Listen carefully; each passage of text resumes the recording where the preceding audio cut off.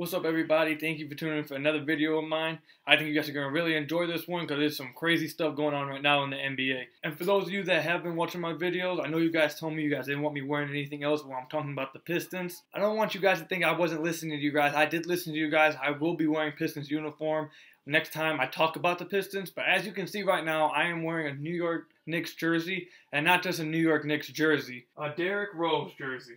And if you guys follow me on Twitter or Facebook or anything else, you guys will see that I've been promising you guys a Derrick Rose video, but I got conflicting advice by should I wait till he signs or should I just make one before he signs. But with what's happened recently and with the rumors that I'm hearing, I had to make one right now because I am absolutely ecstatic for this. And another reason why I'm so ecstatic to make this video is because I've been seeing people all over my Twitter line saying D-Rose this and D-Rose that. Like, I don't even think any of them have even watched Derrick Rose last year, so I don't know why they're even talking. Like, I just want them to zip it. Just shut up. And as you can see from the title of this video, Derrick Rose is rumored to be meeting with the Cavs to sign a one-year deal for $2.1 million. And it's not just Cleveland. The Lakers met with him on Saturday, and we've been hearing the Bucks have interest in him, not interest. They want to schedule a meeting. They're not scheduling a meeting. So we don't know where they stand with D-Rose either. And I gotta say, when I first heard that D-Rose wanted to sign with Cleveland, I was like, what the hell? What are you doing, D-Rose? Like, you don't understand how mad I was. I don't understand why he would do such a thing. After coming off a season with the Knicks where there was all this turmoil with Carmelo versus Phil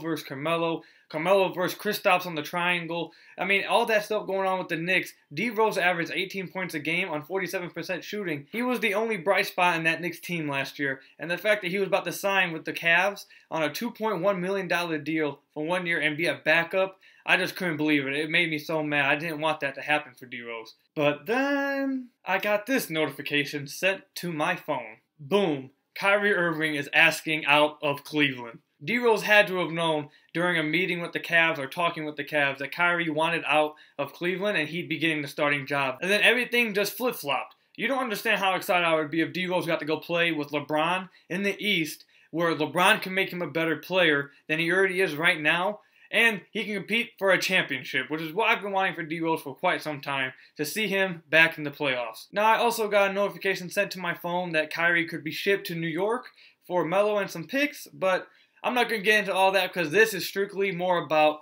D-Rose. Now, obviously, if Cleveland went and got Carmelo with D-Rose and LeBron and kept Kevin Love too, I think that they could make a major push for the finals and we would not get the same blowout that we got last year in the finals. Now, there are people out there, including my friends that I've already argued with, that are going to say, Coop, what do you think D-Rose is? Do you really think that he's going to make that kind of difference for the Cavs where it would swing a series for them? And to that I answer, duh. And oh boy, now I'm about to start getting cooking because I've been waiting so long to come at these D-Rose haters who've been all over my Twitter talking about he can't play. The only thing he'll be known for is his knees. And I can't stand it. I've been waiting so long to come at these D-Rose haters, and I'm finally about to get them. Now, there's all kinds of people out there that have been throwing these analytics at me and saying, oh, this says he's a bad player, this says this. And a lot of those analytics have to do with the team being bad, therefore his stats are not going to be as good. And before I get into something we call, the eye test, I'm going to throw these stats out there for the people who do rely on stats simply for everything, who don't really want to take the time and actually watch a player play. Did you know that D-Rose had 10 drives per game last year, tied for 11th in the league and his best output since his MVP season? And he attempted 5.9 shots a game at the rim, which is third in the NBA. And he shot an incredible 50.9% from those shots, putting him higher than players like Kemba Walker and the league MVP Russell Westbrook. And the player that all of you like to call the best finisher at the rim, and Kyrie Irving, was only 0.5% better than Derrick Rose at finishing at the rim. So tell me about that. And on those drives to the basket, Derrick Rose averaged 2.5 free throws compared to Kyrie Irving's 1.6. So tell me about that one too. And you guys like to say that Derrick Rose has tunnel vision when he's driving to the rim and he doesn't like to kick out to open shooters.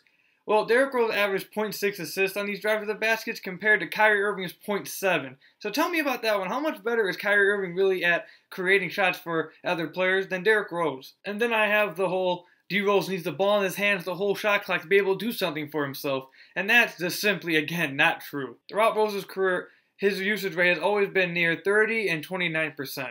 And that's pretty high, no doubt. That's absolutely really high. But as the third option on a New York Knicks team forcing a triangle offense into their system, with Carmelo Anthony and Kristaps Porzingis as the two options ahead of him, he averaged 18 points a game on 47% shooting on, wait for it, 25.6% usage rate, which was his lowest since his rookie season. So after having his most productive season and his most efficient season since his MVP year, he did it on less touches and less usage rate, meaning that he's becoming an even better driver than he was the past few years. But, you know, of course his usage rate was low because it's D Rose. He can't play anymore. He can't score anymore. So the Knicks had to take the ball out of his hands because he just wasn't efficient and just couldn't do it no more at a high usage rate, right? And once again, that is incorrect. That's completely false. And it can simply be proved because Derrick Rose had 8 games where he hit his 29% usage rate like he did his previous seasons, and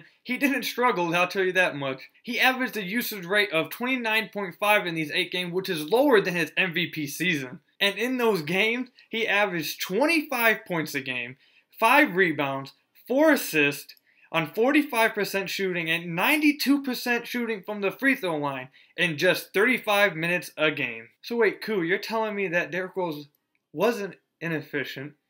He was able to have the ball in his hands more, and when he did have the ball in his hands more, he was out there looking like the MVP self, just like you told me?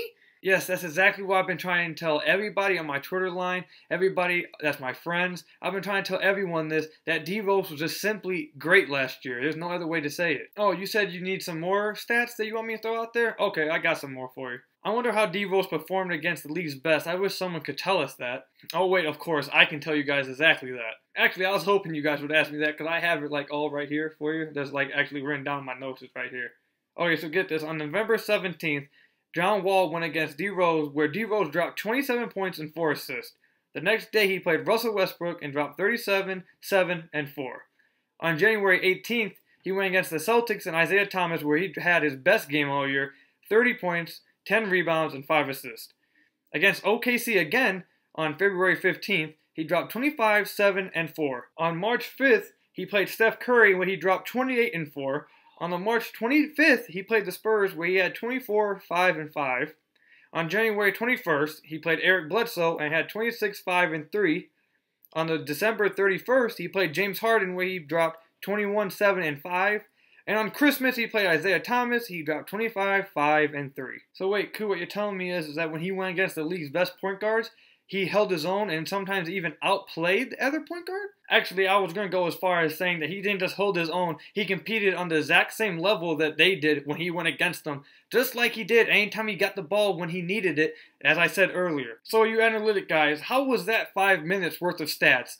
You guys don't like to talk about those ones when we talk about Derrick Rose. You guys only like to talk about the other ones that are going to look bad because he played for a bad team. And yeah, you guys can throw back at me his defensive statistics. I'm not going to argue that. He wasn't good on defense last year. But neither is half the elite point guards in the NBA right now. So if that's your reason to keep Derrick Rose back and to keep hamming him, then there's nothing I can do about that. And I didn't want to have to do you analytic guys like that. I didn't want to have to go start digging up stats to prove why Derrick Rose was so great last year. I just didn't want to have to do that. You guys just forced me to do it. I'm sorry. And now for the people like me, I'm sorry I just made you sit there and listen to 5 minutes worth of statistics. But now I'm going to talk about what I love to look at as the eye test. Now without even using all those statistics, if you just watched Derrick last year, you could see that he had the explosiveness that he had during his MVP season. You saw how quick he was. You saw how explosive he was, how fast he was, how he could move and change directions as quick as he used to do. He was just as explosive as he ever was last year if you actually watched him. He had a couple dunks when it was just like, whoa, he can still do that? And he had a couple layups when he got so far high above the rim that you were just wondering, why didn't you just dunk it? So I have a question for you guys. Why isn't Derrick Rose still elite? And I ask you, how isn't he elite still? At what he does, he is the best of the best at what he does. He's up there with the top 3, top 4 guys at what he does best. He's in that elite category. Oh, wait a second. He can't shoot threes. He shoots too many threes. That's why he can't be elite. I didn't think about that. Let me ask you guys, if any of you guys have played basketball that's watching this video, when you go out and play pickup or you used to play for your school, did you go out there and do things that you can't do well? And if you did, you were one of those pickup players that everybody hated playing with, so I hope you really didn't. So wait, the year before when he played for the Chicago Bulls, Derrick shot 2.3 threes a game, doing it on 29% shooting, and everyone was screaming, stop shooting so many threes, you can't shoot them. And the year before with the Chicago Bulls, where he took those many threes, he shot 42% from the field on 16 points a game. Wait, so cool, are you telling me that Derrick Rose this year shot less than 1 3 a game, had more points a game, and on 5% better field goal percentage? And cool, are you also telling me that with teams knowing he's not trying to shoot threes and that he can't shoot threes well, he still got to the rim 10 times a game, he still shot 50.9% from the rim, and he averaged 18 points a game? Still, with teams knowing he's not going to try to shoot threes, he still did all that? Yes, that's exactly what I'm trying to tell everybody. Derrick Rose last year played at an elite level. I'll tell you why he isn't considered elite. Because of people like my friends and people on my Twitter line and the media who don't watch Derrick Rose and go and start picking stats and want to just use his knee injuries against him, don't actually watch D Rose and therefore are just purely ignorant. If you're going to talk about Derrick Rose, make sure you actually know what you're talking about. Make sure you actually watch him play.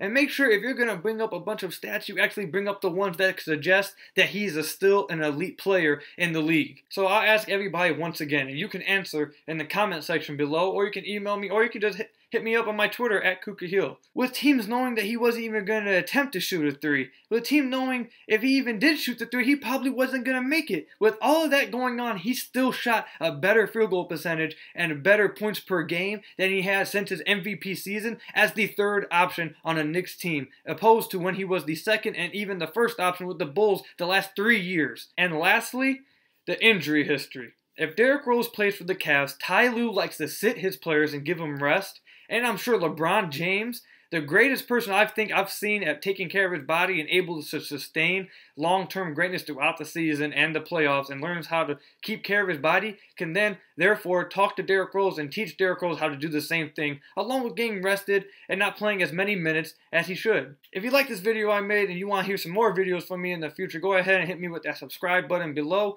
If you like this video and what I had to say to all those D Rose haters out there, go ahead and give me a thumbs up. And if you want to answer any of the questions I said in this video, go ahead and hit me up in the comment section below. You can hit me up on my Twitter at KukaHill, or you can send me to my email that I'm going to have in the description below. Check out my Twitter live today if you want to hear me talk about this subject even more, because I will be doing that today, as I said. Stay tuned for my next video, and I'll see you guys then.